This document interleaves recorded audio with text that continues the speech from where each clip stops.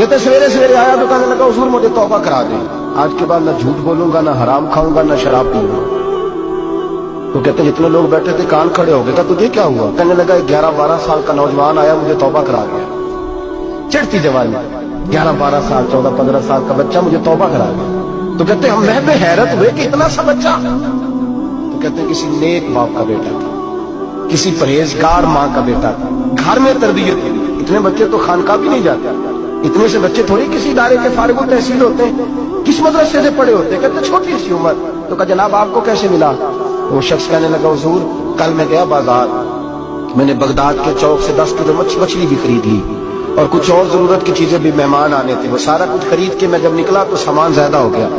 چوک میں مزدور بیٹھے ہوتے تھے، میں نے کہا بھئی میرے ساتھ فلاں محلے تک سامان پہنچانا ہے۔ وہ بچہ کہنے لگا چچا اگر میں چلوں تو؟ میں نے اس کو ایڈریس وغیرہ بتلایا تو 3 دینار مزدوری طے ہو گئی سامان گھر پہنچانے کی۔ کہتے میرے ساتھ وہ نکلا اور جب رستہ طے کرنے لگا تو رستے میں گرمی بڑی سخت تھی، ظہر کا وقت تھا، ذرا ہم نے چند قدم اٹھائے، 2-4 گلیاں گزرے تھے کہ اذان ظہر کی آواز آنے لگی۔ تو کہتے ہیں بڑی منت کے انداز میں، بڑی گزارش کے انداز میں میری طرف دیکھا، عمر چھوٹی سی ہے، کہنے لگا چچا اگر اجازت مل جائے تو میں ظہر کی نماز پڑھ لوں۔ کہتے میں ایک جگہ پھٹے پہ بیٹھ گیا اور گپے کرنے لگا، سامان وہاں رکھا، میں نے کہا پڑھ لے نماز۔ کہتے بچہ نماز پڑھنے چلا گیا، باقی لوگ دیر سے آئے، وہ نماز پڑھ کے جلدی آ گیا۔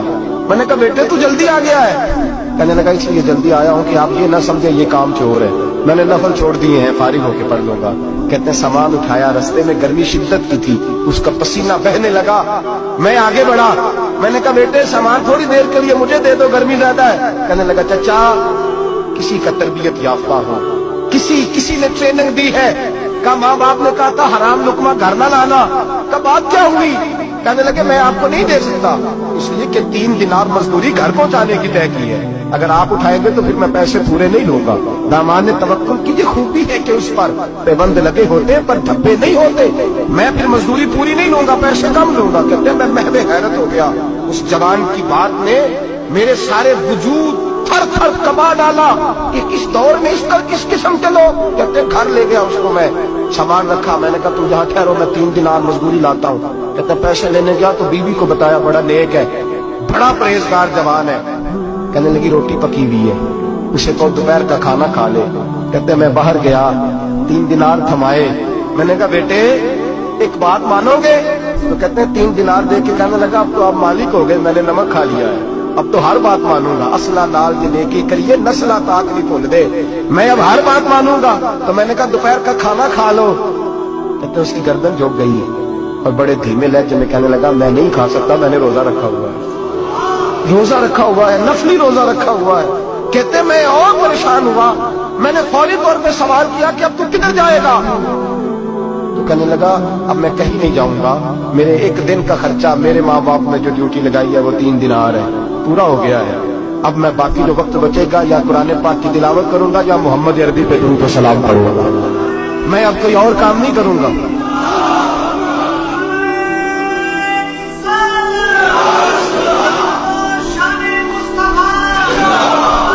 شخص کہنے لگا کہ میں نے کہا افطاری کر لینا، کہنے لگا مجھے مسجد بتا دو، میں جا کے اللہ اللہ کرتا ہوں، مجھے شام کو لے آنا۔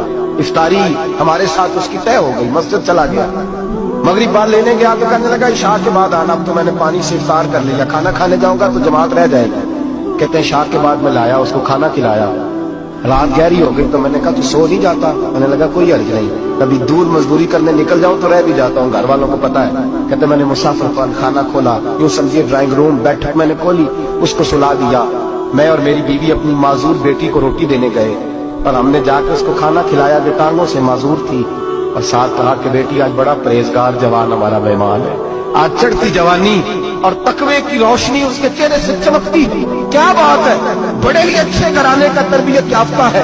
کہتے ہیں بچی کو کھانا کھلا کے لوٹے، اپنے کمرے میں سو گئے، بیٹی اپنے کمرے میں لیٹ گئی، ترس گئے تھے کہ بیٹی قدموں پہ چلے۔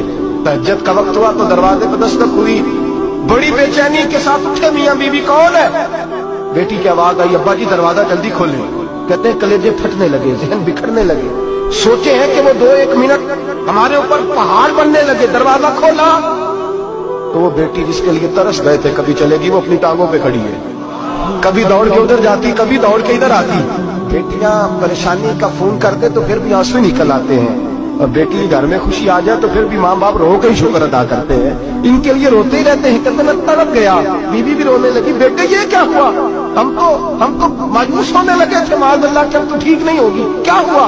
कहने लगे अब्बा जी अम्मा जी आपने बताया ना नेक जवान आया है, नेक आया है, तो मैं आप चले गए तो मेरे दिल में ख्याल आया, ए अल्लाह अगर वो वाकई नेक है तो उसके सदके मुझे शिफाई अता फरमा दे। या अय्युहल्लज़ीना आमनू इत्तक़ुल्लाह वब्तगू इलैहिल वसीला, ए अल्लाह सेहत ही दे दे। कहते अभी मेरी दुआ भी